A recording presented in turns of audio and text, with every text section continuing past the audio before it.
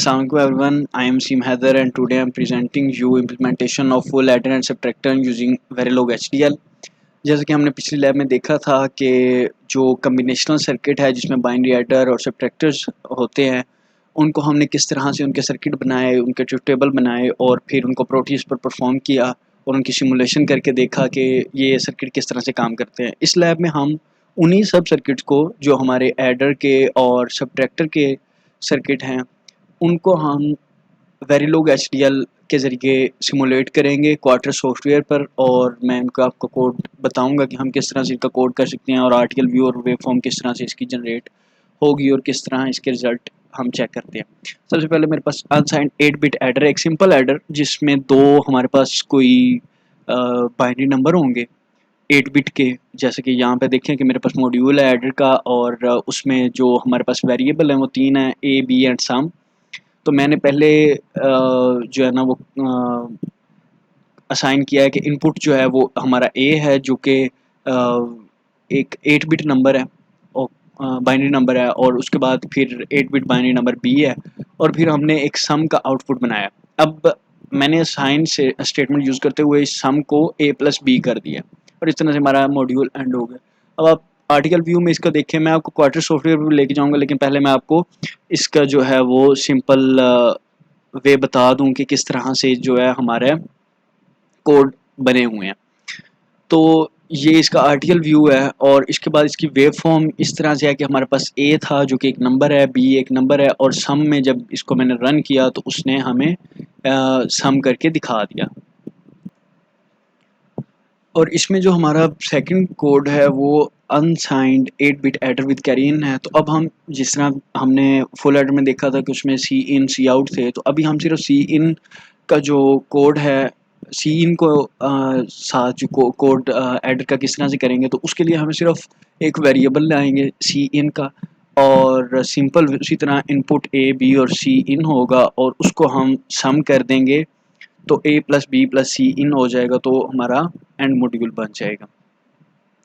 इसके बाद ये इसका आर्टिकल व्यू है और इसमें वेव फॉर्म में हमारे पास ए बी दो नंबर थे और बी की मैंने ज़ीरो रखकर उसकी जो है वो सी इन को जो है वो एक वेव फॉर्म दे दी 100 फ्रीक्वेंसी हर्ट्ज़ की, 100 हर्ट्ज़ की। तो उससे जो है हमारी वेव फॉर्म इस तरह से जनरेट हुई। उसके बाद हमारे पास अनसाइंड 8 बिट एडर था विद कैरी आउट। तो अब हमारे पास पहले सी इन था, अब सी आउट है। सी आउट के लिए हम वेरिएबल सी आउट को क्लियर करेंगे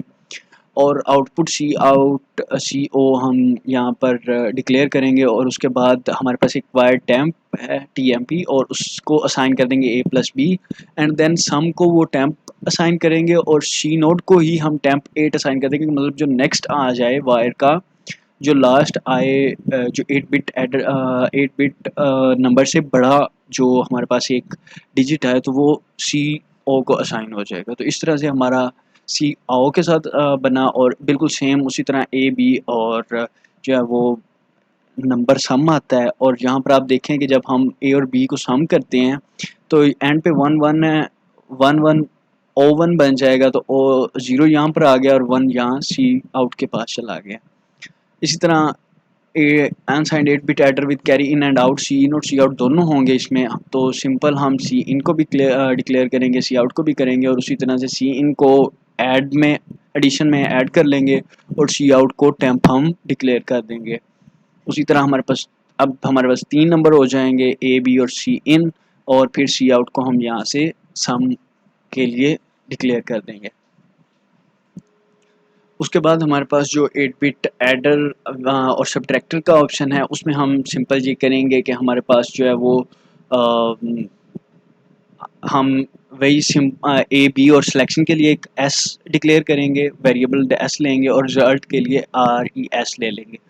तो यहाँ पर हमने आउटपुट रजिस्टर रिजल्ट को रखा है और हमने बिगन वाला केस, ऑलवेज बिगन वाला केस यूज़ किया है, और ऑलवेज में हमने डिक्लेयर किया कि ए और बी और एस होगा, और if s is 1 then result will be sum, or if s is 0 then result will be difference of a from b from a। Okay, तो इस तरह से हमारा ये सिलेक्शन वाला बिटवीन सब्ट्रैक्टर और एडर वेरी लोग चलेगा। एंड पे हमारी एक एक्सरसाइज थी जिसमें हमने एक ALU बनाना था जो कि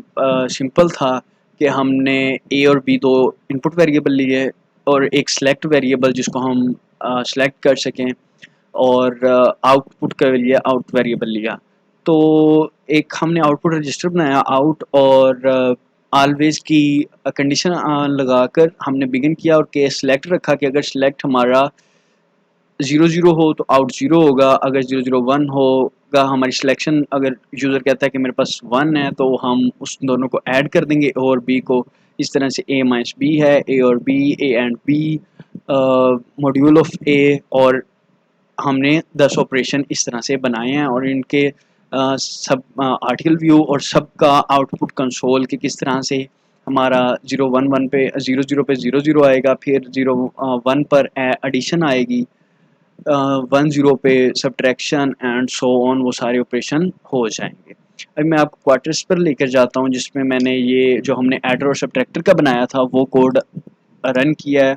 और जिस तरह आपको बताया कि ए बी और सिलेक्शन के लिए हमने एस रखा और रिजल्ट के लिए RES था। तो अगर इसको हम रन करें तो अगर मैं इसका आर्टिकल व्यू देखूं तो हमारे पास आर्टिकल व्यू में इस तरह से कुछ आता है और ये आप देख सकते हैं कि सिलेक्शन के लिए एस है जो कि आप समझ लें एक मार्क्स है और वो चूज़ कर रहा है कि अगर तो ज़ीरो होगा तो वो ए प्लस बी कर देगा और अगर डिफरेंस हुआ तो ए माइनस बी करके वो रिज़ल्ट पे हमें दिखा देगा। और इसी तरह इसकी वेव फॉर्म भी हम जनरेट कर सकते हैं यूजिंग यूनिवर्सिटी प्रोग्राम VWF। और यहाँ पर हम जाके इंसर्ट नोड एस करेंगे और नोड फाइंडर में लिस्ट एंड देन हम इसको देख सकते हैं। यहाँ पे मैं ए पर जो है वो रखता हूँ कोई नंबर, आर्बिट्रेरी वैल्यू कुछ रख देते हैं और यहाँ पे मैंने ए पे सेट कर दिया 1 1 ओके और बी पे हमने सेट कर दिया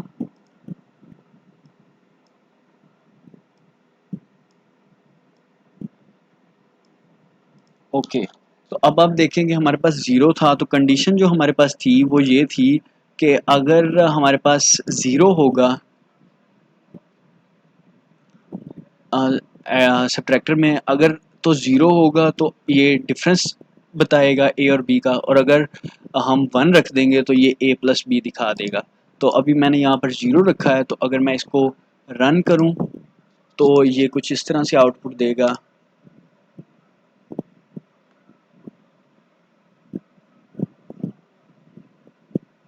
ये थोड़ा टाइम लगाता है आउटपुट जनरेट करने में।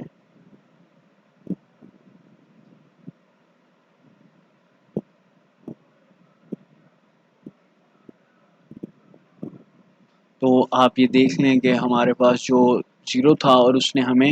इन दोनों का डिफरेंस जनरेट करके आउटपुट पे दे। और इसी तरह से इसका एडर भी हम कर सकते हैं। आई होप कि आप लोगों को समझ आई होगी और थैंक यू सो मच।